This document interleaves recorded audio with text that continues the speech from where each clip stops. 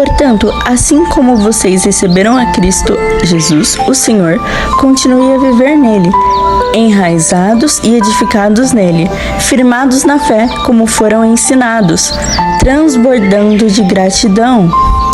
Colossenses 2, do 6 ao 7.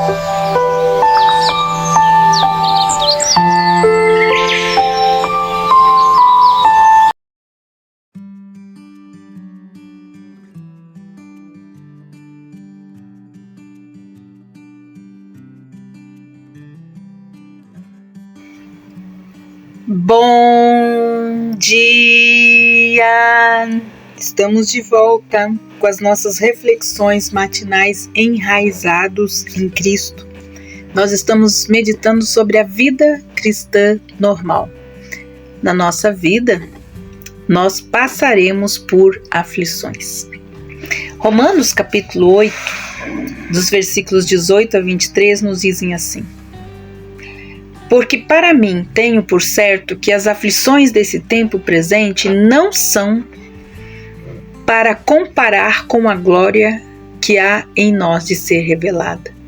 Porque a ardente expectação da criatura espera a manifestação dos filhos de Deus. Porque a criação ficou sujeita à vaidade, não por sua vontade, mas por causa do que a sujeitou.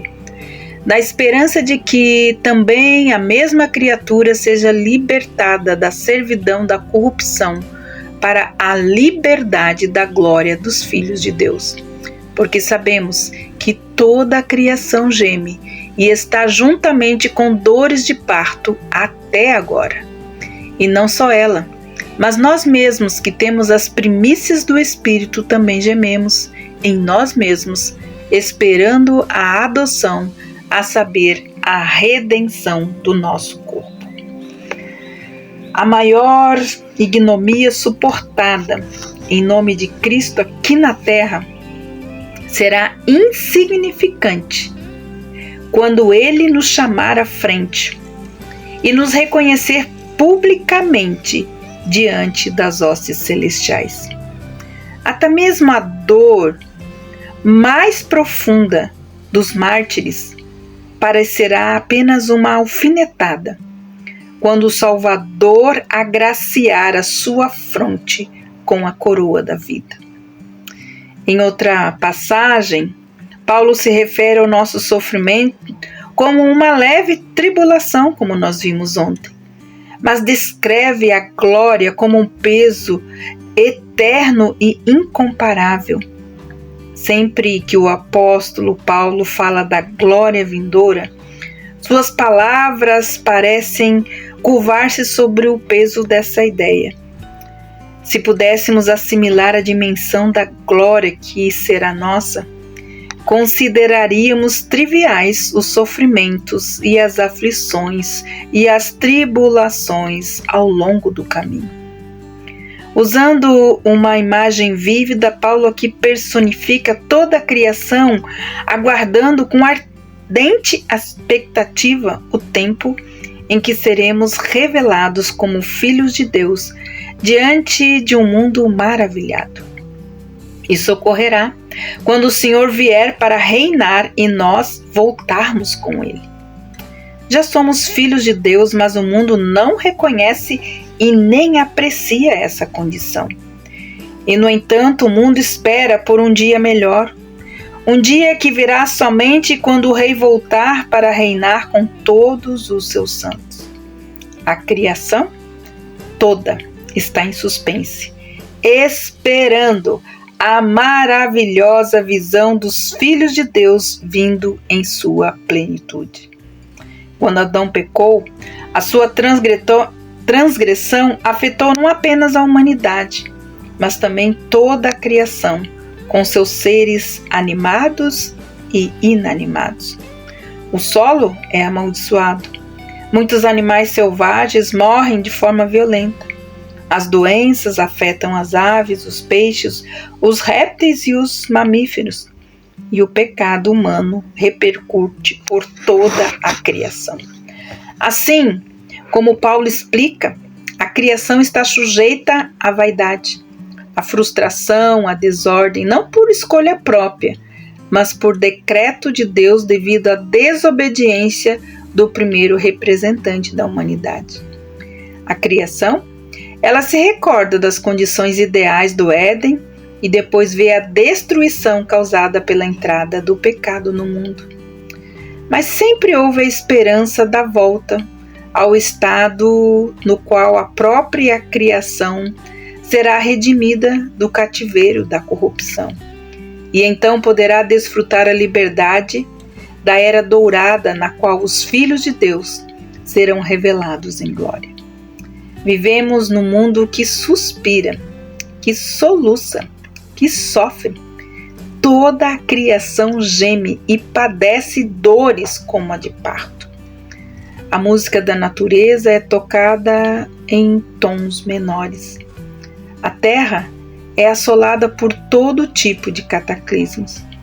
Todos os seres vivos levam a marca da morte. Os cristãos não estão isentos. Apesar de terem as primícias do Espírito que garantem seu livramento futuro, ainda gemem pelo dia da glória. O próprio Espírito Santo é as primícias. Assim como o primeiro punhado de grão maduro é uma promessa da colheita que virá, também o Espírito Santo é o penhor, a garantia de que esta herança será toda nossa. Ele garante mais especificamente a redenção vindoura do nosso corpo. Como vemos lá em Efésios capítulo 1, versículo 14, desafio você a ler. Em certo sentido, já fomos adotados e, portanto, fazemos parte da família de Deus como seus filhos. A adoção só será completa, porém, quando recebermos nosso corpo glorificado. Esse acontecimento é chamado de redenção do nosso corpo. Nosso espírito, amados, já foi redimido, e o nosso corpo será por ocasião do arrebatamento, como nós vemos lá em 1 Tessalonicenses capítulo 4, versículos de 13 a 18. Fomos salvos. Nessa atitude de esperança, não recebemos todos os benefícios da salvação no momento da conversão.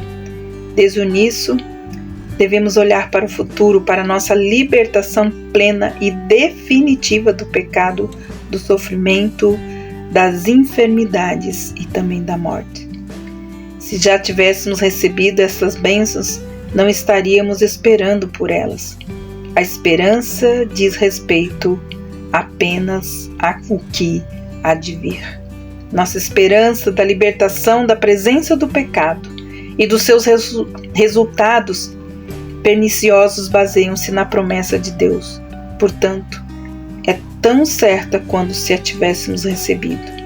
Assim, diz Paulo, aguardamos com paciência a manifestação da glória de Deus em seus filhos adotivos, aqueles que fazem parte da família de Deus por meio da adoção pelo sangue precioso de Jesus. Que Deus abençoe você. Lembre-se disso, as aflições desse tempo não são comparadas com a glória que em nós há de ser revelada. Que Deus abençoe você e até amanhã com as nossas reflexões matinais enraizados em Cristo. A vida cristã normal. Passaremos por aflições. Que Deus te abençoe e até amanhã.